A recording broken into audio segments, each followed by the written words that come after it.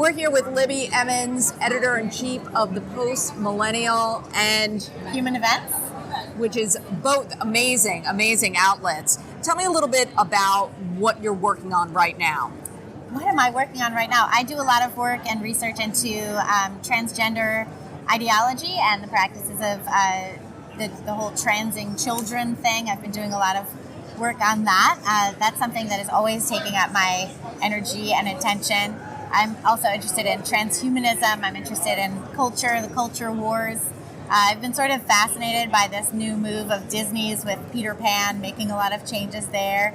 But if it's hot and interesting, I'm interested in it. Well, we were just talking about, actually, the whole AI and transhumanism is also fascinating to me, but something that we were just discussing off camera was what was happening in Ohio and how you really jumped in on that story. Your coverage was superb. You had Savannah Hernandez was out there covering it. Why was that such an important story for you to cover and your team? I think it's important because we had a massive toxic waste, like a toxic chemical spill from a train derailment in the middle of an area that is incredibly overlooked by the federal government. It's overlooked as well by state authorities. It's what people on the coast call flyover country. And these people were really suffering, and they did not get a lot of attention. They are still struggling. There's still issues with water that I think are being covered up to a certain extent.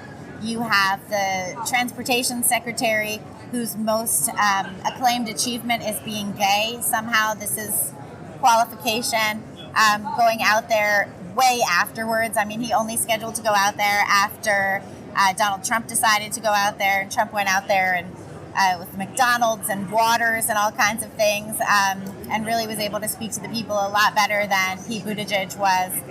Biden has no intention of going out there. When he was asked about it, he made jokes about Zoom and some old song that was around in, I don't know what, like the 40s or 50s or whenever it was that he was a young person.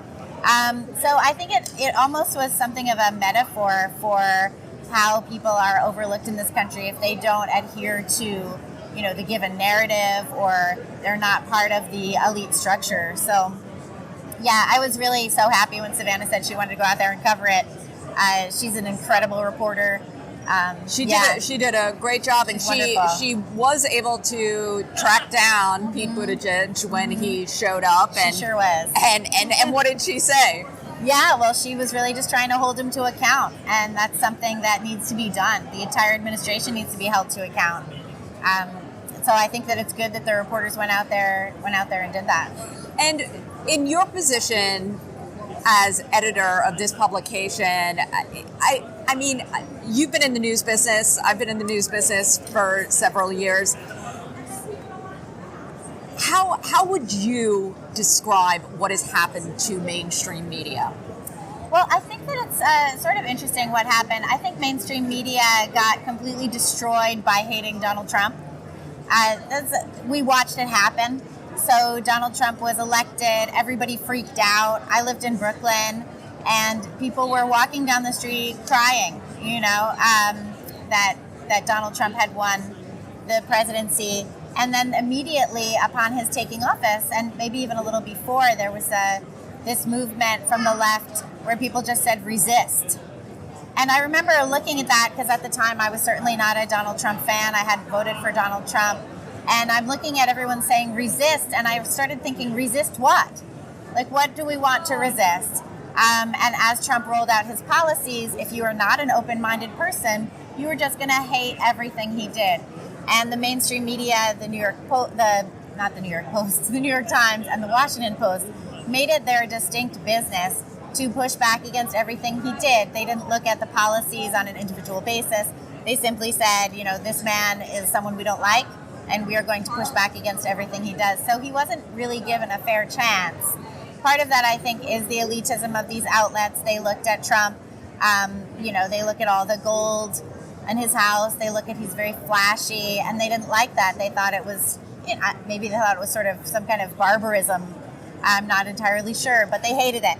And so they let their hatred of Donald Trump destroy their journalistic credibility.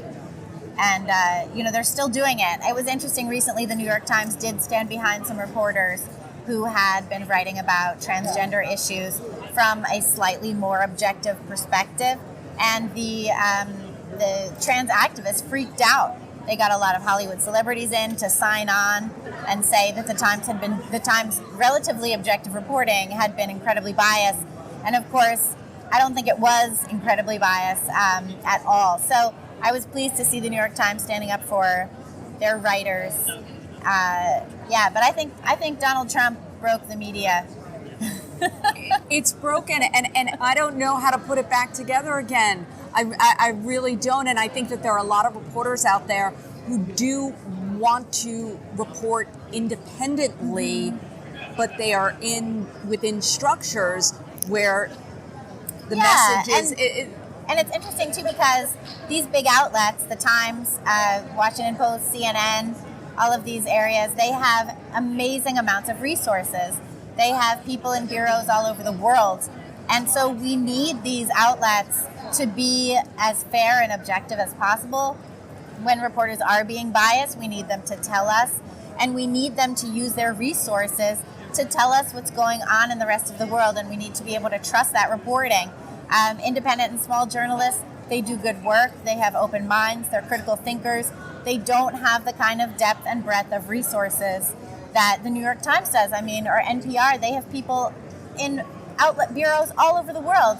And what happens when you don't know if these people are telling the truth, or if they don't even know if they're telling the truth, or they have been, pushed in one ideological direction or another. So I do have hope for the mainstream media that they can come back. What we need are critical thinkers. We need open-minded editors. And we need people to do their jobs. And I think structures behind the reporters. Yeah. Well, what do you mean? What kind of structures? Support. I mean, there has to be money behind. Right. There has to be money behind outlets like yours and other. People can invest, right? Yes. Invest in alternative. I think media. That's true. Yeah. If you wanted to give money to the Post Millennial, that's easy to do. You can go to thepostmillennial.com and do that.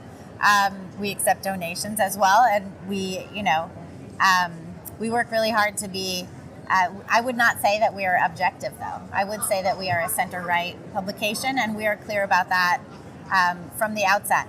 And I also think that that's a reasonable thing to do. The difficulty is when you have big outlets not even being clear about their intentions.